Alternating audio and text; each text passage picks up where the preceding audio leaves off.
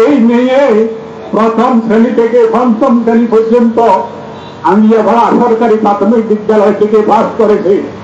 কোনদিন সেই একটা ম্যাডাম একটা এই স্যারের সাথে কোনো বেয়াদবি করে নাই। ম্যাডামরা শুনে কাঁদতে কাঁদতে শেষ, এখনো তার জন্য শোকাহত। এই মেয়ে কোনদিন মা ছাড়া কোনদিন ঘর থেকে বের হয় না। আর এই মেয়ে কিভাবে এই 5 তলা থেকে পড়ে, ভাই আপনারা বিবেচনা করুন, এই মেয়ে কোনো 5 তলা থেকে পড়ে নাই, তারা পরিকল্পিতভাবে এই মেয়েকে হত্যা করেছে।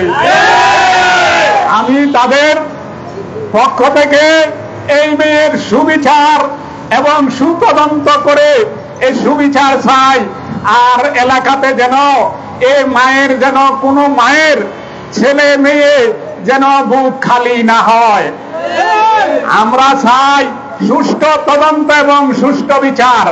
এবং এই যে সাংবাদিক ভাইয়েরা আপনারা যে কষ্ট করেছেন এই সামিয়ার জন্য, আমরা আপনাদের নিকট কৃতজ্ঞ। আসলে এরা 2 বোন 1 ভাই। এই সামিয়ার বাপ বিদেশে থাকে,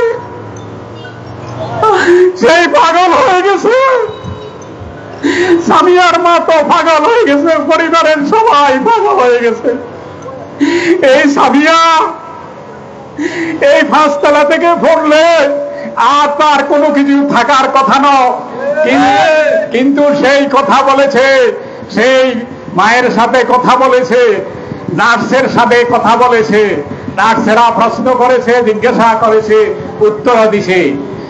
আর কোন কোন ফেসবুকে লেখে তার কণ্ঠ নয়, এটা তার কণ্ঠ। এবং 100% আমরা নিশ্চিত এই তার কণ্ঠ দিয়ে এই ইয়াটা করা হয়েছে, সামিয়ার কণ্ঠ। আমরা আপনাদের নিকট এই প্রত্যাশা এবং এই মাদ্রাসার শিক্ষক যারা আছেন তারা অতি বিলম্বে এই সামিয়া হত্যার এই কি হয়েছে পুরা ঘটনাটি আমাদেরকে এবং সাংবাদিকদেরকে বলেন। আমরা ইনশাআল্লাহ সুষ্ঠু বিচার এবং সুষ্ঠু তদন্ত চাই। আমার মেয়ের বিচার চাই। আমার মেয়ে কিভাবে হত্যা হইলো আমি এটা উদ্ঘাটন করে আমি সত্য বিচার চাই আপনাদের সবার কাছে। আমি প্রশাসনের কাছে জানতে চাই, তা দেখতে চাই আমার মেয়ের বিচার। আমি এইটুকু আপনাদের কাছে চাই, আমি কথা বলতে পারবো না। আমি আমার মেয়ের বিচার চাই। আমি মেয়ে তো আর পাবো না।